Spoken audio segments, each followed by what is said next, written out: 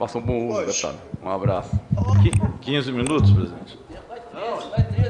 Presidente, eu quero, em primeiro lugar, cumprimentar, Vossa Excelência, dizer que conseguimos as assinaturas que tínhamos apresentado pelo Partido dos Trabalhadores e também pela minoria. E, portanto, os deputados estão cumprindo o acordo que fizemos e eu quero felicitar a Vossa Excelência que ajudou para que isso de fato ocorresse.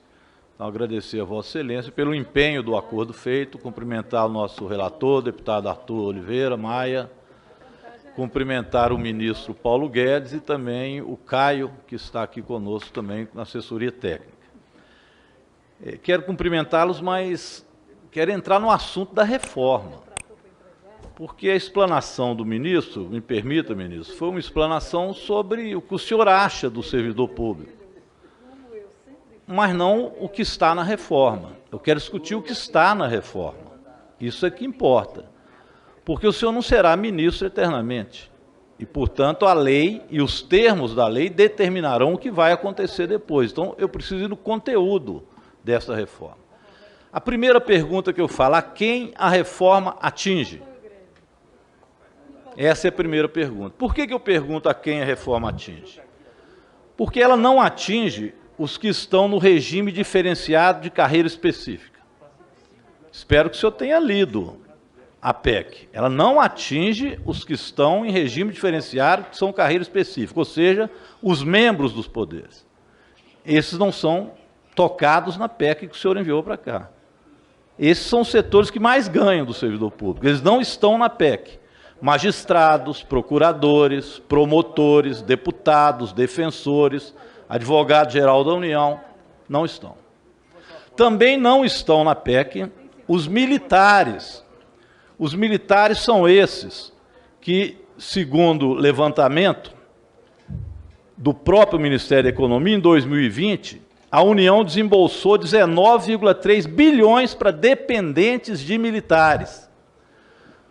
Senhor ministro, o senhor não colocou esses militares na PEC, que são os que têm, aí sim, o que vocês chamam de gasto maior. Então, veja bem, nem os magistrados, nem os promotores, nem os procuradores, nem os defensores, nem a Advocacia Geral da União, nem os militares. O andar de cima, o extrato superior do funcionalismo público não está na reforma, ministro. Estou mentindo? É a primeira pergunta. A segunda, vocês estão falando que em lei complementar vão dizer o que é carreira típica de Estado, que também não estará na reforma, porque esta terá carreira, terá concurso, terá estabilidade e mais o que precisar. As carreiras típicas. O relator já disse que para ele carreira típica são aquelas exclusivas. E exclusiva para ele é os que trabalham em polícia militar, que já não está na PEC, delegados, fiscais. Então, mais uma vez, a parte de cima não está na PEC. A pergunta, é isso mesmo, ministro, que o senhor queria? Retirar toda a camada e o extrato superior dos servidores dessa proposta de emenda constitucional? Ou eu estou mentindo que isto esteja na PEC? Não está. Será incluída? O ministro vai mandar para cá uma outra emenda anexada a essa para incluir o andar de cima? Ou vão ficar apenas o andar de baixo? O andar de baixo está na PEC. Quem é o andar de baixo? 57% dos servidores públicos são dos serviços municipais. Os servidores municipais estão na PEC. Os servidores estaduais, em torno de 33%. Os servidores federais, em torno de 10%. Destes que estão nos municípios e nos estados, a imensa maioria, ministro, são trabalhadores da educação, trabalhadores da saúde. São a imensa maioria. Deve chegar o quê? O Caio deve saber de cor. 60%, 70% dos servidores são da saúde e educação. Em torno disso. Estes estão na PEC. Esses estão. O setor de educação, de saúde, o andar de baixo. Aqueles que recebem até 2,5 salários mínimos estão na PEC, que Vossa Excelência, junto com o presidente Jair Bolsonaro, enviou para cá. E serão atingidos. Ah, não serão atingidos esses, serão só os futuros. Eu vou chegar depois, se esses também não estão, porque estão também. Mas o fato é que aqui, na leitura da PEC, o andar de cima foi retirado e ficou o andar de baixo. Então, deputado Paulo Teixeira, se nós aprovarmos essa PEC, nós estaremos incluindo aqui os servidores que ganham até 2 salários mínimos, 2 salários mínimos e meio. Mas os demais não entrarão. Eles já estão livres. O ministro já os livrou, ele pegou apenas os Barnabés. Por que só os Barnabés têm que ser atingidos? Essa é a primeira questão que eu queria levantar. Repito que os militares não estão. Inclusive, lembro que 19,3 bilhões a União gastou, segundo dados do Ministério da Economia, com dependentes de militares. É muito dinheiro. Fora a reforma da Previdência, que vocês também deram um jeito de retirá-los. É isso mesmo? É para entrar só esse andar de baixo? É a primeira pergunta. Eu queria completar essa pergunta dizendo o seguinte. Ontem a Associação dos Magistrados Brasileiros nos deu aqui alguns dados que são importantes. O Brasil tem 12,5% da população empregada no serviço público. O senhor vem aqui e insinua que nós temos muito servidor público. Mas o Brasil tem 12,5%, a Espanha, eu vou falar dos países capitalistas, viu, não os sociais-democratas. Senão você vai dizer, eles são socialistas, são malucos, são esquerdistas, acham até que a terra não é plana. Não, eu estou falando dos capitalistas. A Espanha tem 15,3%, o Reino Unido 16%, os Estados Unidos têm 15,2% de servidores públicos, comparado à sua população, e a França 21,9%. A França tem lá um viés mais social-democrata.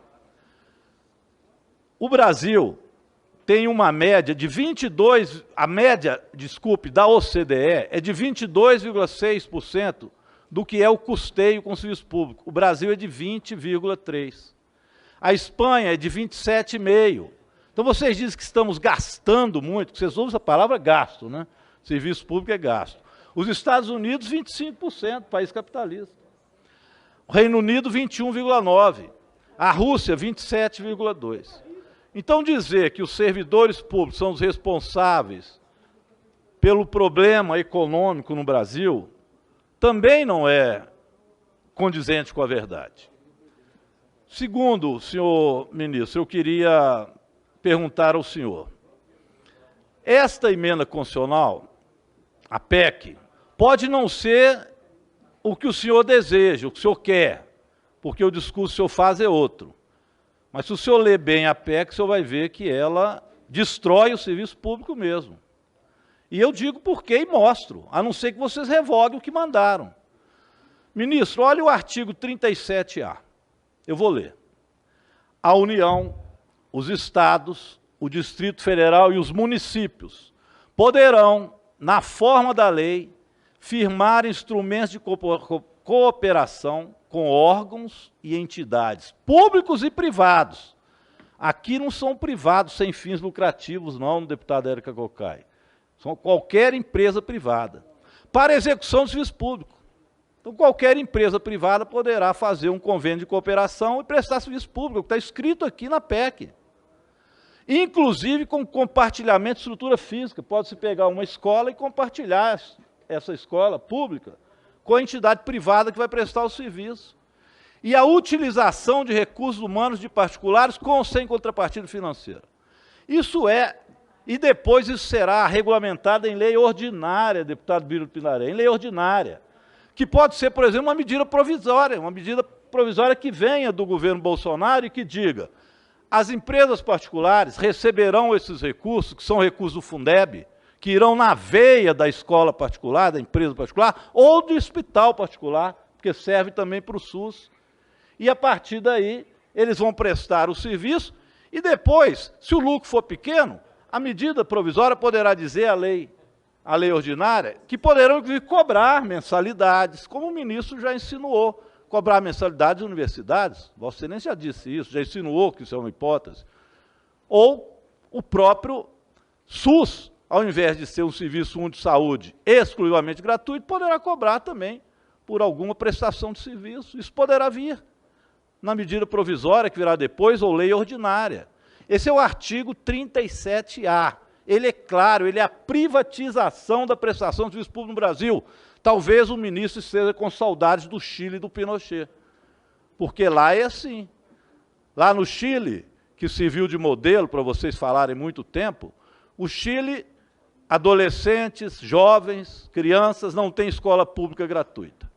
Tem, às vezes, voucher, mas não tem escola pública gratuita. Também, as famílias não têm o Serviço Único de Saúde. O Brasil já foi assim, viu?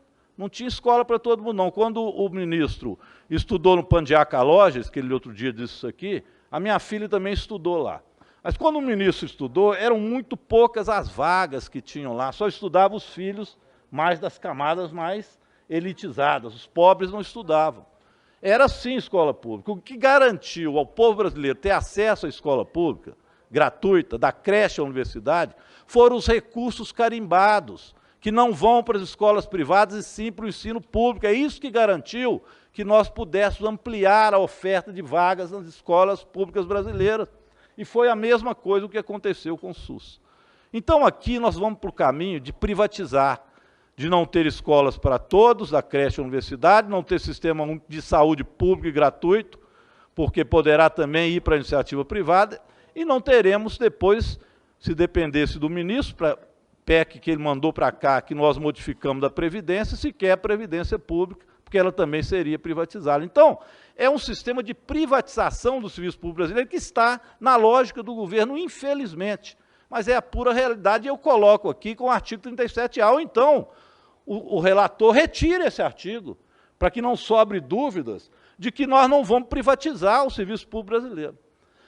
Depois, ministro, vocês dizem, isso não tem nada a ver com o atual servidor. Claro que tem. Olha o parágrafo 20 do artigo 37.